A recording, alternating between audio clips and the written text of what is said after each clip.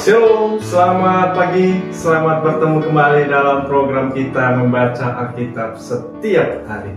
Pagi hari ini kita masuk dalam episode 7 Juli. Saya terus mengajak kita Bapak dan Ibu, mari kita terus membaca Alkitab secara teratur. Mari kita latih diri kita untuk boleh membaca Alkitab setiap hari.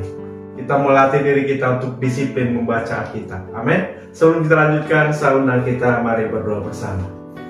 Bapak yang baik, terima kasih buat anugerah-Mu pagi hari ini bagi kami. Kami boleh kembali membaca Alkitab, kami boleh kembali mendengarkan renungan firman Tuhan hari ini. Berkati kami, tuntun firman-Mu hari ini, sehingga menjadi rema dalam hidup kami. Di dalam Yesus Kristus kami berdoa, haleluya, amin. Baik, Bapak Ibu yang dikasihi Tuhan, tema kita pagi hari ini, menyembah Allah bukan menyembah orang yang diutusnya.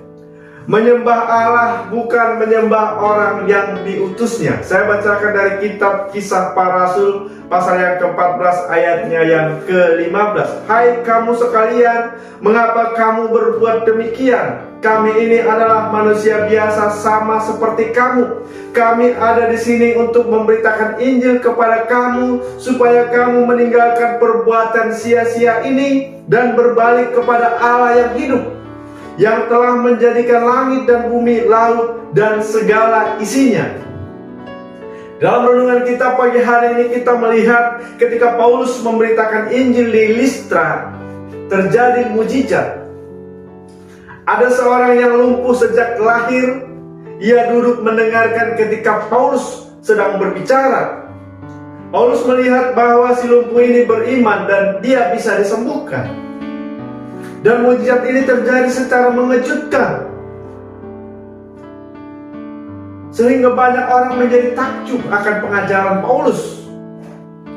Dan kita melihat bahwa mujizat yang terjadi di Listra ini juga sama halnya dengan mujizat-mujizat yang dicatat di dalam Alkitab kita ini. Mujizat ini tidak diberikan secara sistem obral. Ya, kalau kita melihat banyak juga hari ini mujizat itu semacam diobral gitu ya. Datanglah ke ibadah ini itu, bawalah orang buta, bawalah orang lumpuh, bawalah orang sakit gitu ya. Ya mau ngapain saudara? Ya, diharapkan terjadi mujizat. Tetapi kita melihat di sini tidak jadi, bukan seperti itu Bapak Ibu ya. Mujizat tidak ditujukan untuk pamer kuasa. Tetapi kita melihat Paulus terlebih dahulu memastikan bahwa si lumpuh ini beriman. Dia memastikan bahwa dia dapat disembuhkan oleh karena imannya. Saya sangat percaya Bapak Ibu bahwa hamba-hamba Tuhan yang setia kepada Injil akan diurapi Tuhan, akan punya wibawa, akan punya pengaruh, dan diperlengkapi dengan kuasa dalam berbagai bentuk untuk membela Injilnya Tuhan ketika kita memberitakan Injil, saudara. Kita melihat bahwa kepercayaan yang di Listra ini salah. Mereka salah menafsir Paulus sebagai hamba Tuhan. Mereka menganggap bahwa Paulus ini orang sakti, punya karunia khusus, punya karunia melakukan mujizat, bahkan dia dianggap dewa. Di ayat yang ke-14 sampai 15 dikatakan, mendengar itu Barnabas dan Paulus mengoyakkan pakaian mereka lalu terjun ke tengah-tengah orang banyak itu sambil berseru, hai kamu sekalian, mengapa kamu berbuat demikian? Kami ini adalah manusia biasa sama seperti kamu. Kami ada di sini untuk memberitakan Injil kepada kamu supaya kamu meninggalkan perbuatan sia-sia ini dan berbalik kepada Allah yang hidup, yang telah menjadikan langit dan bumi, laut, dan segala isinya. Sangat jelas tujuan Paulus dan Barnabas supaya mereka berbalik kepada Allah yang hidup, supaya manusia menyembah Allah, supaya manusia mengakui kedaulatan Allah. Saya sangat yakin saudara, kalau pada saat itu sudah ada YouTube mungkin ya, Paulus sangat tidak setuju atau pasti menolak memberitakan mujizat itu.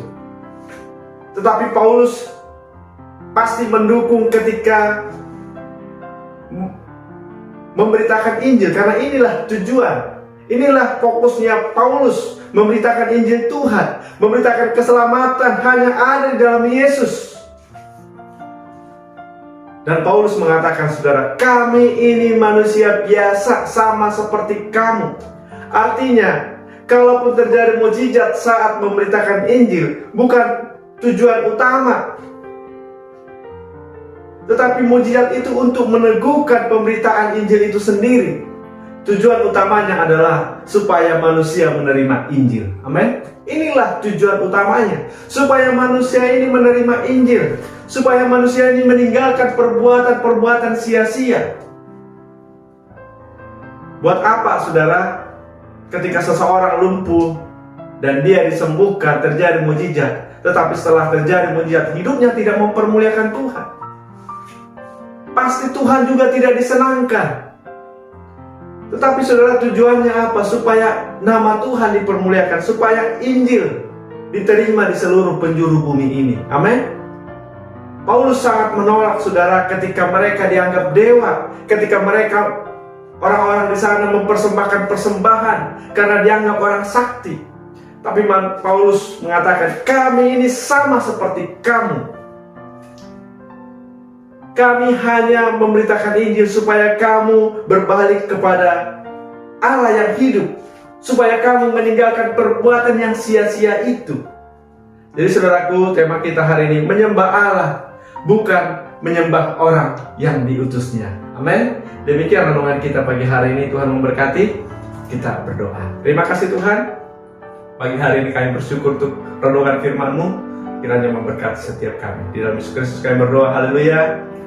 Amin. Selamat pagi, selamat beraktivitas. Tuhan Yesus memberkati kita. Shalom.